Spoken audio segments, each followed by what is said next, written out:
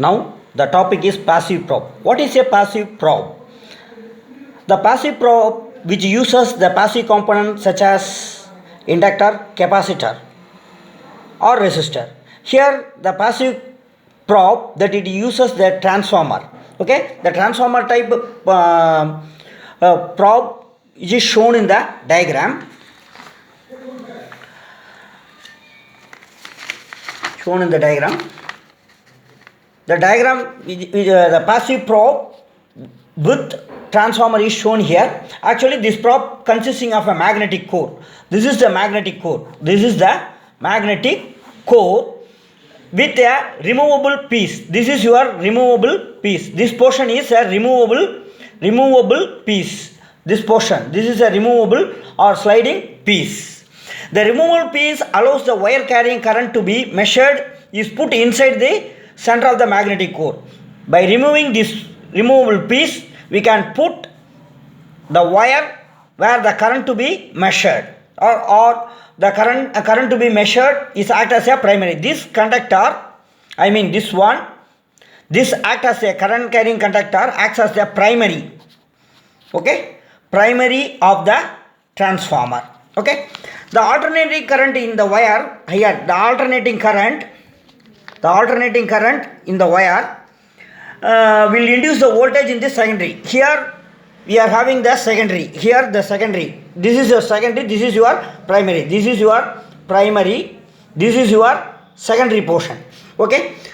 If any direct current will not cause any effect. Even though the direct current will not cause any effect in this core, but it will severely affect the measurement. Okay, because the direct current will cause the magnetic flux in the core to increase. That it affect the permeability of the core. Here usually the magnetic core is fabricated by means of a lamination. Okay, this will affect, I mean this DC current, that it affects the permeability. Permeability means the allowableness of the magnetic flux, that it affects the permeability of the magnetic core. Okay, that permeability of the core is affected, causes to saturation. So this lamination get saturated. Then we can also include here, this is your Hall effect passive probe. Without Hall effect passive, without the Hall effect, we can directly the secondary current to measure. It's also possible to include a Hall effect, I mean Hall effect sensor, that it acts as a feedback to this probe. Therefore, here I am also explain about the Hall effect passive probe. The Hall effective passive probe is shown here. This is your Hall sensor. Okay, the Hall effect sensor is included with the magnetic core structure of the current probe. This is your Hall sensor. Thus, the induced magnetic field is passes over the Hall effect sensor. Okay, then the Hall effect sensor with the feedback system will cause the current to be induced in the secondary winding of the current transformer. Okay, this is your secondary winding, this is your primary winding, current to be measured.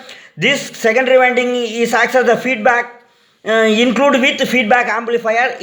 Totally it acts as the secondary of the current transformer. Okay, this current and the magnetic field is in opposite to the direction of the current to be measured.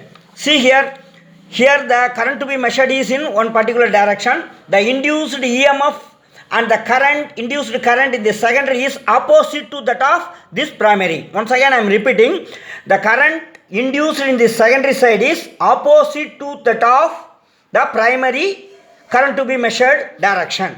The induced EMF and induced current is opposite to that of the primary current and primary magnetic flux in the magnetic core.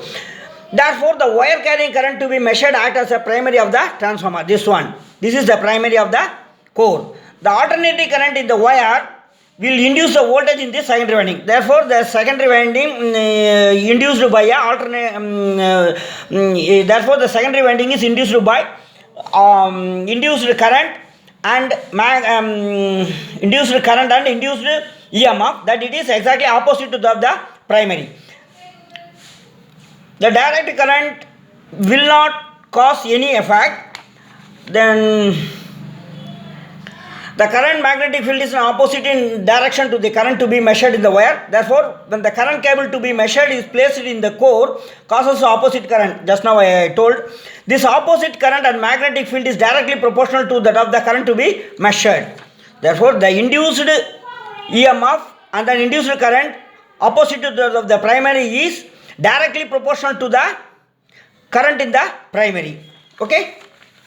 So this opposite current and magnetic directly proportional to the current to be measured. Suppose there is no any cable to be measured. Suppose here there is no any cable to be measured. Here let us assume there is no any cable. Simply we are having only a core without any cable. The Hall effect sensor here, this Hall effect sensor. This is the zoom view of a Hall effect sensor. This is the Hall effect. This is the Hall effect sensor. This Hall effect sensor is zoomed here. Without any primary, this current, battery current will not be affected. That will be directly placed, directly going through the battery. Suppose the primary cable is current to be measured is be placed. Due to that magnetic field, the battery current directly will not go to this way. Instead of that, that will be deviated. That will be flow here. Okay. Thus, there is no any cable to be measured. The path of the current is straight, like here, passing through the positive to negative. If the cable is present, causes the Hall effect. This is a Hall effect current in this direction. Hall effect current causes and flow through the Hall effect amplifier. That's all. Okay.